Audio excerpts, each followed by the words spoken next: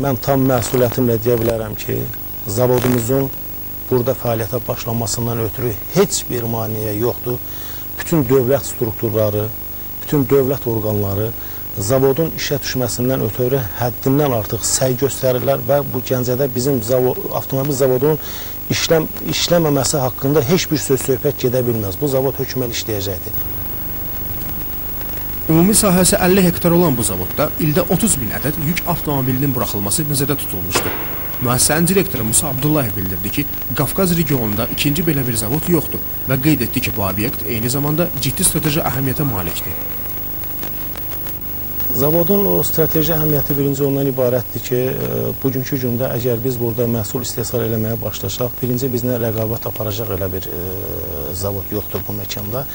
İkinci bir tərəfdən də strateji əhəmiyyəti ondan ibarətdir ki, əgər zavod işə düşərsə, burada təkcə avtomobil sənayesinin inkişafı ilə deyil, o cümlədən də ayrı-ayrı lazım olan strateji əhəmiyyətli məhsulların istehsal olunmasından ötürü hər cürə şərait var. Çünki bugünkü gündə bizim vaxtı ilə əldə etdiyimiz dəzgah bazamız onların hamısı imkan verir ki, burada hər cür işlər görməyə. 1989-cu ildə İngiltərənin 3 bankinin və keçmiş SSR-də mövcud olan İqtisadi Bankin zəmanəti əsasında zavoda kredit verilməli idi və burada Böyük Britaniyanın istehsalı olan EID markalı avtomobillərin buraxılması nəzərdə tutulmuşdu. Həmin layihəyə əsasən zavodda 5000 nəfər işə cəlb olunmalı idi. Amma 89-cu ildə o vaxtlar Sovet İttifaqında aparılan bu konversiya bəhanə gətirilərək həmin kontrakt hətta imzalanmışdı. Kontrakt bizim əlimizdən alındı və Bryansk avtomobil zavoduna verildi. Bundan sonra məlum hadisələr, yəni SSR-nin dağılması, keçmiş İttifaq Respublikaları ilə aramızda olan iqtisadi əlaqələrin üzülməsi bizim zavodumuzdan da yan ötmədi və ona görə də 93-cü ilə qədər zavodun tikintisi davam elətdir və 93-cü ildən bəri zavodun tikintisi getdi. O vaxt dövlətimizin büdcəsi bu obyektin tam tikilməsinə imkan vermirdi və zavod rəhbərliyi yeni investorlar axtarmağa başladı.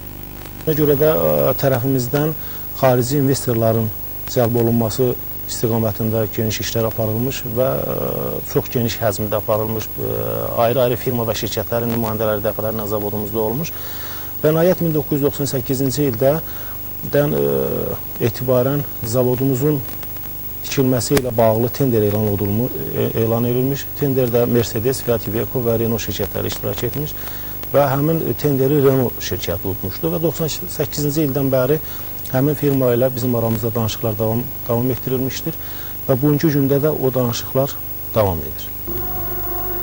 Qeyd edək ki, zavodun tam şəkildə işə salınması qeyri-mümkündür və aparılan danışıqlar baş tutarsa, zavodun 20 min kvadrat metrlik ərazisini tutan sexdə Renault yük avtomobillərinin istehsalına başlanacaq.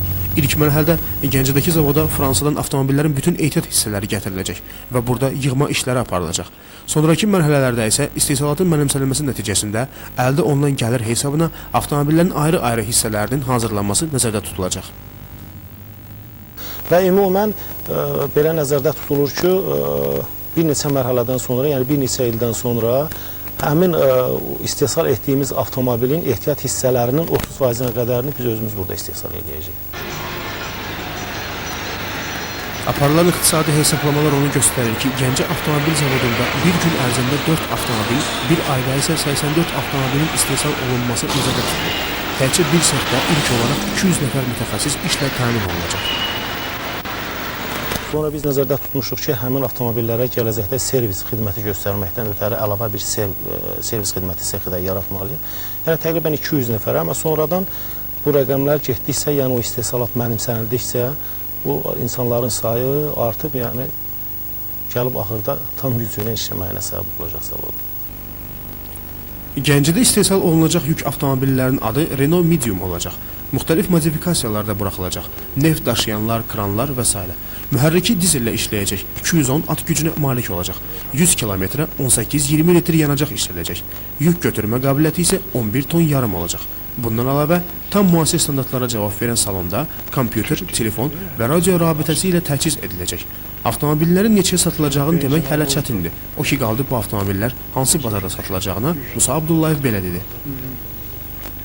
Respublikanın daxili, o cümlədən də yaxın şərq ölkələrini nəzərdə tuturuq, o cümlədən də keçmiş İttifaq Respublikasına aid olan yaxın ölkələri biz nəzərdə tuturuq və bilirsiniz, bizim istehsal edilmiş avtomobillərə bugünkü gündə həddindən artıq ehtiyac var. Ona görə ki, aparılmış təhlillər göstərir ki, bugünkü gündə Azərbaycanda yük avtomobillərinin əksəriyyəti hamısı aşılanmış, köhnəlmiş, yəni 2-3 ilə onlar artıq sıradan çıxacaqdır. Bu baxımdan ona görə də bizim layihə cəlb edicidir. Musa Abdullayev onda qeyd etdi ki, burada çalışanların əmək haqları da yüksək olacaq. Onu da bildirdi ki, gələcəkdə marketinq araşdırmalar aparılacaq və əgər ehtiyac duyularsa, zavod yüngül avtomobillərin istehsalına da başlaya bilər. Və qeyd etdi ki, Gəncədəki zavod yüksək rəqabət keyfiyyətləri ilə seçilən Renault markalı avtomobillərin postsovet məkanında yeganə istehsalçısı olacaq. İlqar Ağayev, Vaqif İbrahim Xəlil, Xəbər Plus.